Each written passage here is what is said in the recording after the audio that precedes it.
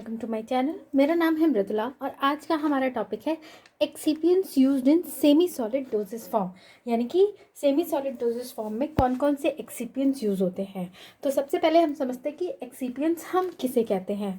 तो किसी भी फार्मास्यूटिकल डोजेस फॉर्म में, चाहे वो सॉलिड हो, लिक्विड हो या सेमी सॉलिड हो, उसमें एक्टिव इंग्रेडिएंट मतलब जो मेन एक्टिव ड्रग है उसके अलावा जो भी चीज़ें ऐड की जाती है जिनका खुद का कोई थेरापेटिक इफेक्ट नहीं होता, लेकिन वो उस डोज को बनाने के यूज़ में, उनको प्रोटेक्ट करने के लिए, सपोर्ट करने के लिए, या फिर उनकी स्टेबिलिटी को इंक्रीज़ करने के लिए ऐड की जाती है, या फिर कह सकते हैं कि बायो अवेलेबिलिटी को इंक्रीज़ करने के लिए, या फिर पेशेंट उसको पूरी तरह से उस डोज फॉर्म को एक्सेप्ट कर सके, उसके लिए जो हम चीज़ें मिलाते हैं उसे ही हम एक्सिपिएंट्स बोलते हैं।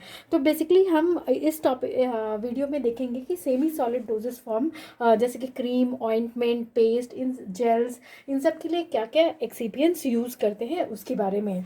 तो बेसिकली जो एक्सिपिएंट्स यूज़ किए जाते हैं एक्टिव इंग्रेडिएंट के अलावा वो है basis, preservative, antioxidants, humectants, emulsifier, gelling agent, permeation enhancer और बफर्स। तो इनको अब हम डिटेल में देखते हैं। तो बेसिस जो होते हैं वो सब्सटेंस या पार्ट होते हैं किसी भी डोजेस फॉर्म का, जो कि या तो कैरियर या फिर व्हीकल की तरह काम करते हैं जो भी एक्टिव मेडिकामेंट होता है उसके लिए यूज़ करते हैं सेमी सॉलिड डोजेस फॉर्म के प्रिपरेशन में। वो आपको या इनर्ट होना चाहिए, मतलब उसका खुद का कुछ भी इफेक्ट नहीं होना चाहिए, किसी तरह की उसमें किसी स्मेल नहीं होनी चाहिए, और वो स्मूथ होना चाहिए। स्किन, चूँकि आपके सेमी सॉलिड डोजेस फॉर्म जो है वो टॉपिकली अप्लाई होने के लिए बनते हैं, या फिर अगर सपोजिटरीज के फॉर्म में है तो रेक्टल वेजाइनल इंसर्ट के लिए बनते हैं। तो इसीलिए वो जो है स्किन के डायरेक्ट कॉन्टैक्ट में आते हैं। तो इसीलिए वो स्किन के साथ जो बेस यूज़ किया जा रहा है वो कॉम्पैटिबल होना चाहिए, और वो स्किन जहाँ भी अप्लाई किया जा रहा है वहाँ पे उसके अंदर जो भी एक्टिव मेडिकामेंट है उसको रिलीज़ ईजिली करना चाहिए, मतलब एफिशिएंटली वो वहाँ से रिलीज़ कर सके। साथ ही वो फिजिकली और केमिकली स्टेबल होना चाहिए। वो नॉन डिहाइड्रेटिंग होना चाहिए, क्योंकि अगर उसमें से मॉइस्चर पूरी तरह से कम्प्लीटली चला गया तो वो काफ़ी टफ हो जाएगा। तो इसलिए नॉन डिहाइड्रेटिंग होना चाहिए, नॉन ग्रीजी मतलब चिपचिपा नहीं होना चाहिए, और न्यूट्रल होना चाहिए, मतलब उसका खुद का कोई रिएक्शन नहीं होना चाहिए। जब भी वो स्किन पे अप्लाई की जाए तो किसी तरह का इरिटेशन ना प्रोड्यूस करे, और ना ही वो स्किन के को बहुत ज़्यादा सेंसिटिव करे। उसके अलावा अगर वो आपको वुंड हीलिंग के लिए अप्लाई किया जा रहा है तो वो अच्छे से करे और इजीली वहाँ से वॉश हो सके यूज़ करने के बाद। तो ये प्रॉपर्टीज़ होनी चाहिए जो भी हम बेस यूज़ करते हैं। तो basically 4 different type of basis use किए जाते हैं: oleaginous base, absorption base, water removal basis और वाटर सॉल्युबल बेसिस। तो जो ओलिजीनियस बेस होता है उसको हाइड्रोकार्बन बेसिस भी बोलते हैं। क्यों बोलते हैं? क्योंकि ये आपको प्यूरिफाइड मिक्सचर होता है लिक्विड, सेमी सॉलिड या फिर सॉलिड हाइड्रोकार्बन्स का, जो कि आपको पेट्रोलियम से मिलता है। ये आपको एनहाइड्रस होता है, हाइड्रोफोबिक होता है, यानी कि वाटर एब्जॉर्ब नहीं करता है। इसको बेसिकली हम इमोलिएंट की तरह यूज़ कर सकते हैं। ये आपके ऑक्लूसिव मतलब कि जो रोकता है, प्रिवेंट करता है किसी चीज़ को, उस तरह के ड्रेसिंग के फॉर्म में यूज़ कर सकते हैं। फिर स्किन के मॉइस्चर को स्केप होने से, यानी कि ट्रैपर की तरह इसको यूज़ कर सकते हैं जब इसको अप्लाई करें तो। ठीक है, एग्जाम्पल्स हो गए जैसे पेट्रोल लेटम, जो इसको कि सॉफ्ट पैराफिन भी कहते हैं। ये आपको प्यूरिफाइड मिक्सचर होता है सेमी सॉलिड हाइड्रोकार्बन्स का, जो कि आपको पेट्रोलियम से मिलता है। इसकी 2 वैरायटीज़ अवेलेबल है। फर्स्ट है आपकी येलो सॉफ्ट पैराफिन, जिसको कि पेट्रोलैटम या फिर पेट्रोलियम जली बोलते हैं, और सेकंड है आपको वाइट सॉफ्ट पैराफिन, जिसको कि वाइट पेट्रोलियम जली बोलते हैं। सेकंड है आपका हार्ड पैराफिन, जिसको कि पैराफिन बोलते हैं। ये आपको सॉलिड हाइड्रोकार्बन, जो कि पेट्रोलियम से मिलता है, उसका मिक्सचर होता है। ये कलरलेस होता है, मतलब किसी तरह का कोई कलर नहीं होता, या तो फिर वाइट होता है। इसमें किसी तरह की कोई स्मेल नहीं होती। कभी कभी ये ट्रांसल्यूशन मतलब धुंधला सा इसमें से दिखाई देता है, वैक्स लाइक सब्सटेंस होता है। ठीक है, थर्ड एग्जांपल है लिक्विड पैराफिन, जिसको कि लिक्विड पेट्रोलेटम या फिर वाइट मिनरल ऑयल कहते हैं। ये आपको लिक्विड हाइड्रोकार्बन का मिक्सचर होता है, जो कि आपको पेट्रोलेटम से मिले होते हैं। ये आपको ट्रांसपेरेंट होता है, कलरलेस होता है, ऑर्डरलेस होता है, और विस्कस लिक्विड होता है। ठीक है, इसको हार्ड पैराफिन के साथ यूज़ करते हैं या फिर सॉफ्ट पैराफिन के साथ यूज़ करते हैं, ताकि हमको जो भी डिज़ायर्ड सेमी सॉलिड की कंसिस्टेंसी है वो हमें मिल जाए। जो अल्जीनियस बेस होते हैं उनका बेसिक एडवांटेज ये है कि वो स्किन में एब्जॉर्ब नहीं होते हैं, वो सरफेस पे ही रहते हैं, जिसकी वजह से वो एक ऑक्लूसिव मतलब रोकने वाला लेयर की तरह काम करते हैं और जो भी स्किन में मॉइस्चर होता है उसको प्रिवेंट करते हैं लॉस से। इसीलिए इसको जब अप्लाई किया जाता है तो वहाँ की स्किन जो है वो सॉफ्ट रहती है। ये स्टिकी होते हैं, इसीलिए आपको ये जब प्रोलॉन्ग कांटेक्ट तो रहते हैं तो स्किन और मेडिकामेंट्स को काफ़ी टाइम मिलता है कि वो कांटेक्ट में रह सके। ये ऑलमोस्ट इनर्ट होते हैं, किसी तरह का इनका कोई अपना खुद का इफेक्ट नहीं होता और इनमें बहुत ही फ्यू इनकॉम्पैटिबिलिटी होती है और लिटिल टेंडेंसी होती है कि रैंसिडिटी हो, यानी कि अजीब सी स्मेल आए ऑक्सीजन के साथ रिएक्ट करके, क्योंकि इसमें सैचुरेटेड हाइड्रोकार्बन्स जो है वो प्रेजेंट होते हैं। ये आपको हीट स्टेरिलाइजेशन को विथस्टैंड कर सकता है, इसलिए आपको स्टेरिलाइजेशन प्रोसेस में भी यूज़ होता है। ये ईजिली अवेलेबल होता है और काफ़ी चीप होता है, यानी सस्ता होता है। ठीक है। डिसएडवांटेज की बात करें तो ये आपको वाटर लॉजिंग कॉज कर सकता है, जो कि मैसरेशन कॉज कर सकता है स्किन में अगर ये प्रोलॉन्ग पीरियड तक अप्लाई किया गया हो, मतलब बॉडी के अंदर धीरे धीरे ये आपको जाने लगेगा। उसके अलावा ये आपको बॉडी हीट को रिटेन कर देता है, जिसकी वजह से अनकंफर्टेबल यानी कि आपको अजीब सा वहाँ पे जिस भी जगह पे अप्लाई किया गया है गरम गरम सा फील होगा। ये आपको वाटर से इमिसिबल होता है, इसलिए इसको हटाना स्किन पर से अप्लाई करने के बाद थोड़ा मुश्किल होता है। ये स्टिकी होता है, इसीलिए इसका जो एप्लीकेशन वो थोड़ा अनप्लीजेंट हो जाता है पेशेंट के लिए और ये कभी कपड़ों पे कंटामिनेशन कॉज। सेकंड है आपका एब्जॉर्प्शन बेस। एब्जॉर्प्शन बेस जो है, यहाँ पे ये जो एब्जॉर्प्शन वर्ड है ये डिफाइन करता है कि ये जो बेस है इसमें वाटर एब्जॉर्बिंग प्रॉपर्टी है। इसका ये मतलब नहीं है कि इसमें जो मेडिकामेंट मिलाया गया है उसमें भी वाटर एब्जॉर्बिंग प्रॉपर्टी है, ऐसा कुछ भी नहीं है। ये बेसिस जो है वो एनहाइड्रस होते हैं, लेकिन इनमें ये कैपेसिटी होती है कि अगर इनको वाटर सप्लाई किया जाए तो ये अपनी वेट से कई गुना ज़्यादा वाटर अपने अंदर एब्जॉर्ब कर सकते हैं। यूजुअली आपको एनिमल स्टेरॉल्स और पेट्रोलियम के मिक्सचर होते हैं। एग्जाम्पल में आता है इसका ऊल फैट, एनहाइड्रस लैनोलिन, जो कि आपका प्यूरिफाइड एनहाइड्रस फैट होता है, लाइक सब्सटेंस होता है जो कि आपको सिप के ऊल से मिलता है। ये प्रैक्टिकली इंसॉल्युबल होता है वाटर में, लेकिन अपने वेट के 50% ये वाटर एब्जॉर्ब कर सकता है। ये स्टिकी होता है नेचर में, इसीलिए इसको ऑल भी बेसिस के साथ यूज़ किया जाता है। सेकेंड एग्जाम्पल हो गया हाइड्रस ऊल फैट लैनोलिन, जो कि आपको 70% weight by weight wool fat होता है और 30% weight by weight purified water होता है। ये वाटर ऑयल इमल्शन टाइप होता है और ये आपको अकेले ही इस्तेमाल किया जाता है इमोलिएंट के फॉर्म में। नेक्स्ट है आपका एग्जाम्पल बीज वैक्स, जो कि आपका प्यूरिफाइड वैक्स होता है और ये हनीकॉम ऑफ बीज से मिलता है, मतलब बीज के जो हनीकॉम होते हैं वहाँ से इसको लिया जाता है। इसमें स्मॉल अमाउंट ऑफ कोलेस्ट्रॉल होता है और इसके दो टाइप्स अवेलेबल हैं आपको, येलो बीज वैक्स और वाइट बीज वैक्स। एडवांटेज है कि ये आपको लेस ऑक्लूसिव होता है। ये आपको जो ऑयल सॉल्युबल मेडिकामेंट्स होते हैं उनको स्किन में पेनिट्रेशन करने में हेल्प करता है, ईजिली स्प्रेड हो जाता है। मेजॉरिटी ऑफ मेडिकामेंट्स के साथ ये कंपैटिबल है और ये आपको रिलेटिवली हीट स्टेबल होता है। डिसएडवांटेज ये है कि आपको इसको वॉश करना थोड़ा मुश्किल होता है। नेक्स्ट है आपका वाटर रिमूवेबल बेसिस, जिसमें कि आपके आते हैं वाटर मिसिबल बेस इमल्शन और वाटर सॉल्युबल बेसिस। तो सबसे पहले हम वाटर मिसिबल बेस इमल्शन देखेंगे। तो बेसिकली ये ऑयल एंड वाटर इमल्शंस होते हैं जो कि आपको क्रीम को रिजेंबल करते हैं। ये आपको एक्सेस ऑफ वाटर के साथ मिक्स हो जाते हैं और इजीली आपको यूज़ के बाद रिमूव हो जाते हैं। ये आपको सेरस डिस्चार्ज को ईजिली एब्जॉर्ब कर लेते हैं, जैसे जहाँ पे लेसन्स होते हैं वहाँ से जो एक्सीडेशन निकलता है उनको ये ईजिली एब्जॉर्ब कर लेते हैं। और इसमें इसके एग्जाम्पल्स हो गए आपके जिनमें कि ये बेसिस प्रेजेंट होते हैं वैसे इमल्शन के, इमल्सिफाइंग ऑइंटमेंट बीपी जो कि आपको अनायनिक इमल्सिफाई कंटेन करता है, और सेट्रीमाइड इमल्सिफाइंग ऑइंटमेंट बीपी जो कि आपको कैटायनिक इमल्सिफाई कंटेन करता है।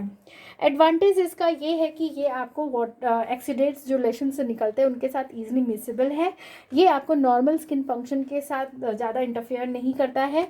ये स्किन के साथ काफ़ी देर तक कॉन्टैक्ट में रहता है, अच्छे से कॉन्टैक्ट में रहता है और इसकी कॉस्मेटिक एक्सेप्टेबिलिटी जो है वो बहुत ज़्यादा होती है। नेक्स्ट आपकी वाटर सॉल्युबल बेसिस जो है वो आपको वाटर सॉल्युबल इंग्रेडिएंट कंटेन करती है, जैसे कि पॉलीथिलीन ग्लाइकोल पॉलीमर्स पीईजी, जो कि आपको कार्बोवैक्सेस के नाम से जाना जाता है। इसके एग्जांपल्स हो गए हैं आपको मैक्रोगोल 200 300 400 जो कि विस्कस लिक्विड होता है, मैक्रोगोल 1500 जो कि ग्रीजी सेमी सॉलिड होता है, और मैक्रोगोल 1540 3000 जो होता है वैक्सी सॉलिड्स। अब हमने ये 4 टाइप ऑफ बेसेस सेलेक्ट कर लिए, तो अब इनमें से कौन सा बेस किस सेमी सॉलिड फॉर्म में यूज़ होगा वो डिपेंड करता है कि हमें जो भी ड्रग सब्सटेंस हम ले रहे हैं उसका डिज़ायर रिलीज रेट क्या है, ठीक है, बेस से।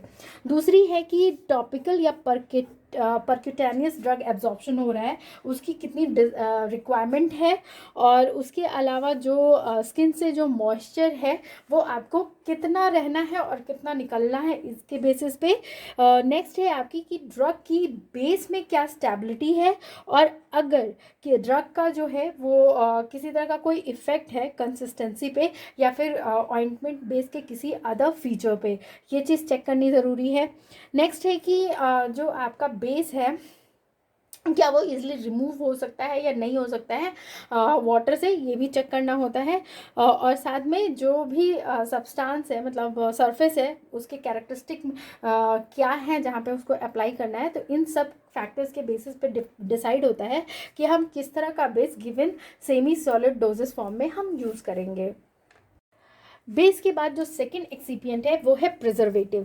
तो बहुत सारे ऐसे बेसेस होते हैं जो कि माइक्रोबियल अटैक को रेसिस्ट कर सकते हैं, लेकिन उनके हाई वाटर कंटेंट जो होते हैं कभी कभी उसके लिए हमें एंटी माइक्रोबियल प्रिजर्वेटिव की ज़रूरत पड़ती है। ये प्रिजर्वेटिव जो है वो आपको जो भी आपका डोजेस फॉर्म है उसको, मतलब सेमी सॉलिड डोजेस फॉर्म है, उसको कंटामिनेशन से प्रिवेंट करता है, उसको ख़राब होने से रोकता है, और जो स्पॉइलर्स होता है बैक्टीरिया या फंगी की वजह से उसको प्रिवेंट करता है। तो कॉमनली यूज प्रिजर्वेटिव्स जो है वो है methyl hydroxy benzoate, propyl hydroxy benzoate, chlorocresol, benzoic acid और phenyl mercuric nitrate. Third excipient है आपका एंटीऑक्सीडेंट। एंटीऑक्सीडेंट्स जो है वो आपको सेमी सॉलिड्स में वहाँ ऐड किए जाते हैं जहाँ पे ऑक्सीडेटिव डेट्रियोरेशन, मतलब ऑक्सीडेशन की वजह से फ्री रेडिकल के जनरेट होने के चांसेस होते हैं। तो कॉमनली यूज्ड आपके एंटीऑक्सीडेंट होते हैं वो butylated hydroxy anisole, butylated hydroxy toluene. Basically ये जो एंटीऑक्सीडेंट हम यूज़ करते हैं वो अलग अलग सिस्टम में अलग अलग तरीके से फंक्शन करते हैं, जैसे एज एन एंटीऑक्सीडेंट जो कि आपको फ्री रेडिकल के साथ रिएक्ट करके काम करता है, और इसमें ये आपको मेनली ऑयल सिस्टम के लिए यूज़ किया जाता है। और इसके एग्जांपल हो गए butylated hydroxy anisole, butylated hydroxy tocopherols, ठीक है। या तो फिर वो रिड्यूसिंग एजेंट की तरह काम करते हैं जिसका कि खुद का इतना लोअर रिडॉक्स पोटेंशियल होता है ड्रग के कंपैरेटिव कि पहले वो ऑक्सीडाइज हो जाता है और ड्रग का ऑक्सीडेशन नहीं होता है, ठीक है। ये आपको एक्वस सिस्टम के लिए यूज़ होता है, और इसमें यूज़ होता है आपका एक्सकॉर्बिक एसिड, पोटेशियम, सोडियम मेटासल्फाइड या फिर थायोसल्फाइड। नेक्स्ट, या तो एंटीऑक्सीडेंट आपको एंटीऑक्सीडेंट सिनर्जिस्ट की तरह काम करते हैं जो कि चिलेटिंग या फिर आपको सिक्वेस्टरिंग एजेंट होते हैं जो कि एंटीऑक्सीडेंट के एक्शन को और भी इंक्रीज कर देते हैं, ठीक है, मतलब उनके साथ में काम करते हैं, जैसे कि सिट्रिक एसिड हो गया, टार्टेरिक एसिड हो गया, लेसिथिन हो गया, ठीक है। नेक्स्ट एक्सिपिएंट्स है वो है आपका ह्यूमेक्टेंट्स। ह्यूमेक्टेंट्स जो है वो आपको हाइग्रोस्कोपिक सब्सटेंस होते हैं, मतलब वाटर एब्जॉर्बिंग सब्सटेंस होते हैं, और इनमें जो मॉलिक्यूल्स होते हैं उसमें बहुत सारे हाइड्रोफिलिक ग्रुप्स होते हैं जहाँ पे आपको हाइड्रोक्सिल ग्रुप प्रेजेंट होते हैं। ये आपको यूज़ होते हैं आपको जो भी एक्टिव इंग्रेडिएंट है उनकी सॉलिबिलिटी को इंक्रीज करने के लिए, स्किन का जो परमिएशन है उसको एलिवेट करने के लिए, या फिर जो स्किन का हाइड्रेशन मतलब कि मॉइस्चर है उसको एलिवेट करने के लिए। तो कॉमनली यूज्ड ह्यूमेक्टेंट जो कि क्रीम्स में यूज़ किए जाते हैं वो है glycerine, propylene glycol, sorbitol 70%, lower molecular weight polyethylene glycols, ठीक है। नेक्स्ट एक्सिपिएंट जो यूज़ करते हैं वो है इमल्सिफायर। तो इमल्सिफायर जो है वो आपको जो इमल्शन पेस्ट आपके सेमी सॉलिड डोजेस फॉर्म होते हैं उनको स्टेबिलिटी प्रोवाइड करने के लिए यूज़ किया जाता है। और ये जो है जो आपका ऑयल वाटर या फिर वाटर ऑयल टाइप इमल्शंस होते हैं उनमें क्या होता है, उनके जो पार्टिकल्स है वो एक साथ बाइंड करके आपको क्वालेसेंस का फॉर्मेशन करते हैं। तो इस क्वालेसेंस को प्रिवेंट करने के लिए आपको इमल्सिफायर ऐड करना पड़ता है ताकि वो आपका सेमी सॉलिड डोजेस फॉर्म जो कि इमल्शन टाइप है वो आपका स्टेबल हो सके। तो बेसिकली 3 टाइप्स ऑफ इमल्सिफायर्स हम यूज करते हैं, अनाइनिक, कटाइनिक और नॉन आयनिक। जो अनाइनिक के एग्जांपल हो गए आपको एल्काइल सल्फेट, सोप्स, डी ऑर्बिसिल benzene, lactylates, sulfosuccinate, silicones. Cationic example हो गए आपके quaternary ammonium compounds, alkoxy alkamines. Non anionic के हो गए आपके polyoxy ethylene, alkyl aryl ethers, sorbitan esters, glycerol fatty acid esters. Nearly अब जितने भी आपके सेमी सॉलिड क्रीम्स या फिर इमल्सिफाइड ऑइंटमेंट्स होते हैं उनमें एक से ज़्यादा इमल्सिफायर प्रेजेंट होते हैं ताकि उनको स्टेबल किया जा सके। जो कटाइनिक या नॉन आयनिक इमल्सिफायर होते हैं वो बेसिकली आपको उन ड्रग्स के लिए यूज़ किए जाते हैं जहाँ पे एसिड पीएच की ज़रूरत पड़ती है, जबकि नॉन आयनिक इमल्सिफायर आपको ऑयल इन वाटर और water in oil emulsified pharmaceutical semi solids के लिए यूज़ किए जाते हैं।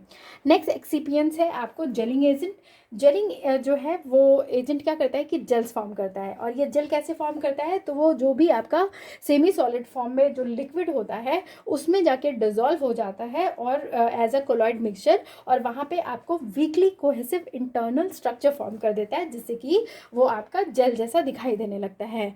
ये आपको ऑर्गेनिक हाइड्रोकोलॉइड्स होते हैं या फिर हाइड्रोफिलिक इनऑर्गेनिक सब्सटेंस होते हैं, जैसे कि tragacanth, sodium alginate, pectin, gelatin, cellulose derivative आपको as a gelling agent use किया जाता है।